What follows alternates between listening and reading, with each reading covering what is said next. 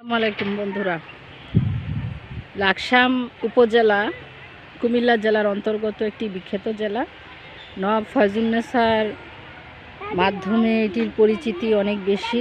লাকসামের পশ্চিমগাঁওয়ে অবস্থিত নওয়াব ফয়জুন্নেছা কলেজ আমার সামনে। এর বাম পাশ দিয়ে প্রবাহিত হয়ে গিয়েছে ডাকাতিয়া নদী। এই ডাকাতিয়া নদীটিতে দেখা যাচ্ছে যে এখন পানি খুবই কম। শীতের শুরুর দিক, ডিসেম্বরের আজকে 11 তারিখ 2024 সাল। তো এখান থেকে ডাকাতিয়া নদীটি এঁকে বেঁকে কলেজের পাশ দিয়ে চলে গেছে নদী পর্যন্ত।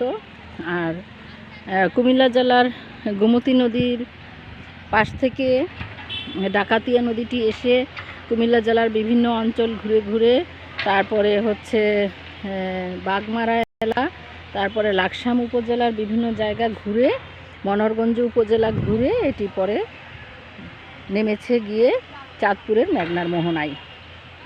এই ডাকাতি অনেক আগে দেখা যেত যে এই নদীতে করে ডাকাতি হতো, জন্য এর নাম ডাকাতিয়া নদী। এই নদীটি অনেক শুকিয়ে গেছে এবং ময়লা আবর্জনা আছে, এগুলোকে ময়লা আবর্জনা মুক্ত রেখে দূষণমুক্ত রাখা, পানি পরিষ্কার রাখা আমাদের নাগরিক দায়িত্ব। তো বন্ধুরা, আজকে দেখলেন ডাকাতিয়া নদী, আর ডান দিকে আছে বিখ্যাত নওয়াব ফয়জুন্নেছা কলেজ।